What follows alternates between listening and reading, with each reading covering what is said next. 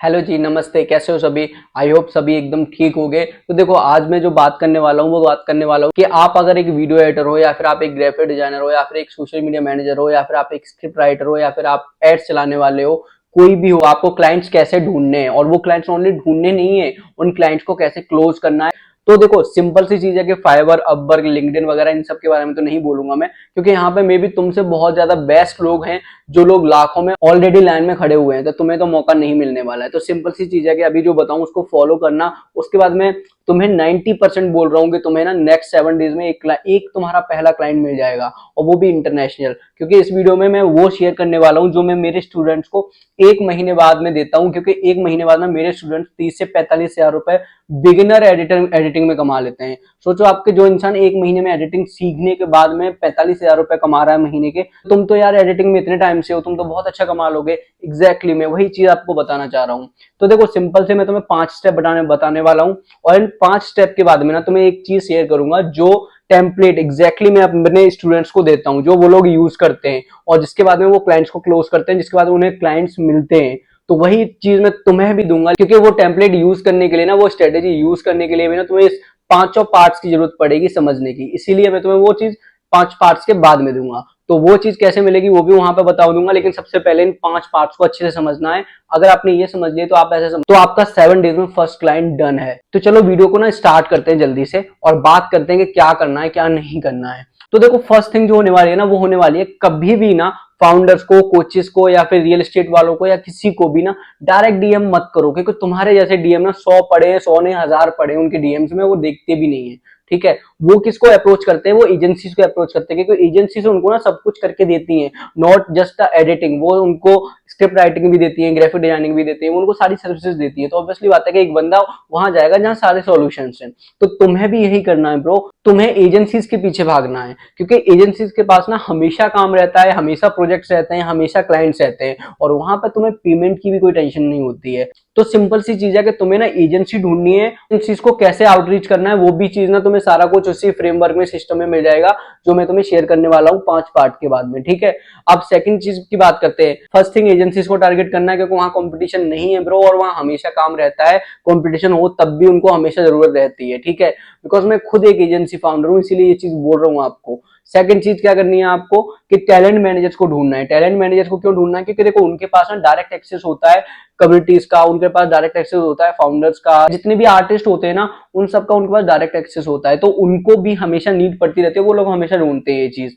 तो as a agency owner, as a founder तुमको बोल रहा हूँ कि टैलेंट मैनेजर्स को भी ना आउटरीच करना स्टार्ट करो, कि वहां पे ना कोई नहीं जा रहा है तुम्हारी कैटेगरी से, तुम्हारी कम्युनिटी से ना वहां कोई नहीं जा रहा है भाई। तुम लोग बस, तुम्हारी कम्युनिटी के जितने लोग हैं ना, सारे के सारे या तो फ्रीलांसिंग पे हैं, या फिर फाइवर पे हैं, या फिर अपवर्क पे हैं, लिंक्डइन पे है, इंस्टाग्राम पे बोल रहे हैं कि भाई मैं एडिटर हूँ, या फिर अपनी वीडियो एडिटिंग की बना के डालते हैं। बस इतना तक कर रहे हैं तुम्हारे लोग, और इससे आगे कहीं नहीं जा रहे। तो सिंपल सी चीजें, तुम वहां जाओ तो तुम्हें ना रिस्पॉन्स अच्छा मिलेगा, और कैसे मिलेगा वो आपको उसी फ्रेमवर्क में मिलेगा जो मैं आपको शेयर करने वाला हूँ। एंड अब आता है हमारा थर्ड पार्ट।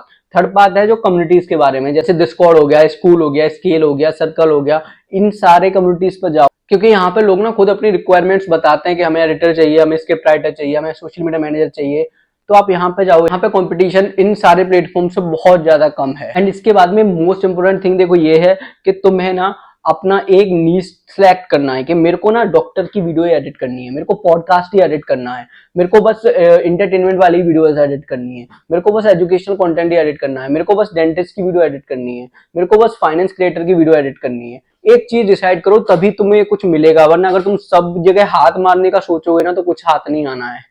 ठीक है, अभी तुम स्टार्ट कर रहे हो, तुम्हें अभी अपना पोर्टफोलियो बनाना है, तुम्हें अभी क्लाइंट्स चाहिए, तुम्हें अभी रेवेन्यू चाहिए, तुम्हें अभी पैसे चाहिए, तो सिंपल सी चाहिए, एक चीज पर फोकस करो, तभी कुछ मिल पाएगा। हमारा जो लास्ट स्टेप है ना, वो है कंटेंट का। एग्जैक्टली आपको ना कंटेंट बनाना स्टार्ट करना है। आप कंटेंट ऐसे नहीं बनाना आपको कि भाई मैं एडिटर हूं, या फिर अपनी एडिटिंग की वीडियोस आप वहां पर दिखा रहे हो, ये सब नहीं करना है। ऑलरेडी बहुत लोग कर रहे हैं, तुम करोगे तो कोई फर्क नहीं पड़ने वाला है।